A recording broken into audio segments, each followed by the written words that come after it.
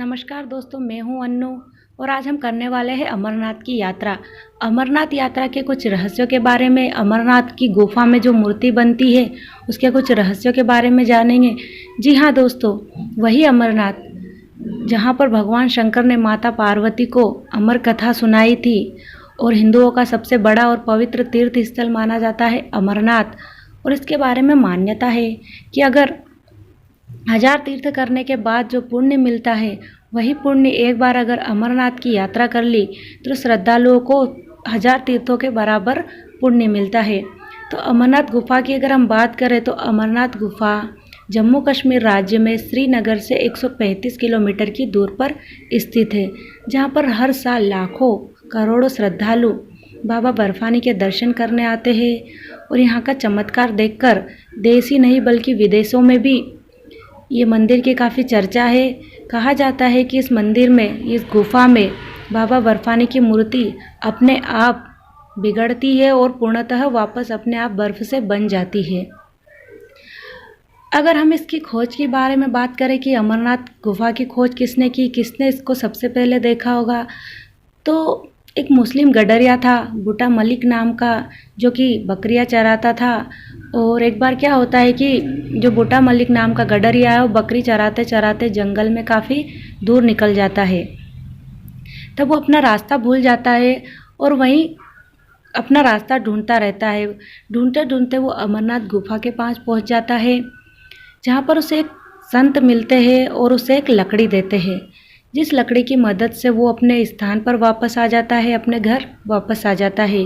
और वो क्या देखता है कि जो वो लकड़ी है वो सोने में बदल जाती है। वो ये चमत्कार पूरे गांव वालों को, सबको बताता है और वापस पूर्णतः उसी गुफा में आता है। तो जो हमारा अमरनाथ है, हिंदुओं का सबसे बड़ा जो तीर्थ स्थल माना जाता है, उसकी खोज जो की है बूटा मलिक नामक मुस्लिम गडरिये ने की है। इसके अलावा अगर अमरनाथ के बारे में कुछ हम बातें करें तो कहा जाता है कि यहीं पर भगवान शंकर ने माता पार्वती को अमर कथा सुनाई थी, और जिसे 2 कबूतर के जोड़ों ने भी सुन लिया था।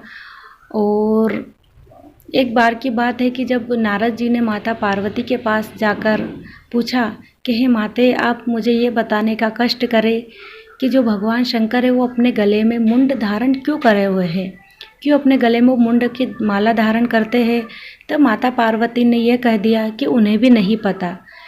लेकिन माता पार्वती के मन में भी जानने की इच्छा जागृत हुई और उन्होंने भगवान शंकर से पूछा, हे नाथ, आप अपने गले में ये मुंड धारण क्यों करे हुए हो, मुझे इसका रहस्य बताइए।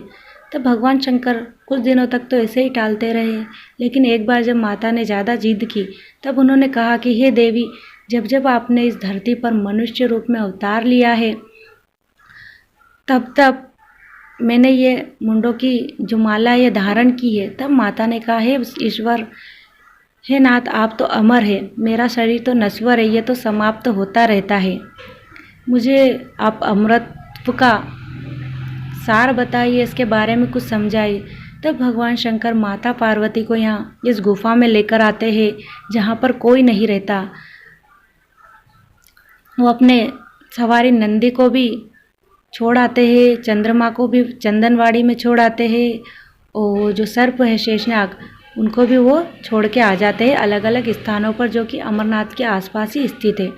माता पार्वती को लेकर इस गुफा में भोलेनाथ अमरनाथ की अमर कथा माता को सुनाते हैं, जिसे 2 कबूतर का जोड़ा भी सुन लेता है और वो भी अमर हो जाता है। और कहा जाता है कि जब भी श्रद्धालु अमरनाथ की यात्रा पर जाते हैं तो ये जोड़ा वहाँ पर उन्हें दिखाई देता है, जिन्हें माता पार्वती और भगवान शंकर माना जाता है, और भगवान अपने भक्तों को दर्शन देते हैं।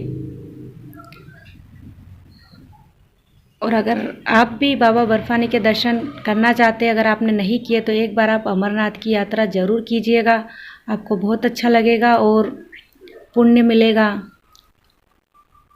तो ये थी आज की हमारी अमरनाथ यात्रा की कहानी। दोस्तों, अगर आपको ये वीडियो अच्छा लगा है, अगर अमरनाथ के बारे में कुछ रहस्यों के बारे में पता चला, तो प्लीज़ कमेंट में ओम नमः शिवाय लिखिए और जय श्री महाकाल लिखिए। धन्यवाद दोस्तों इस वीडियो को देखने के लिए। Thank you for watching this video. और हाँ, चैनल को सब्सक्राइब करना ना भूलिए। आगे हम अन्य और किसी तीर्थ स्थल या किसी पर्यटक स्थल की यात्रा करने वाले हैं। धन्यवाद दोस्तों।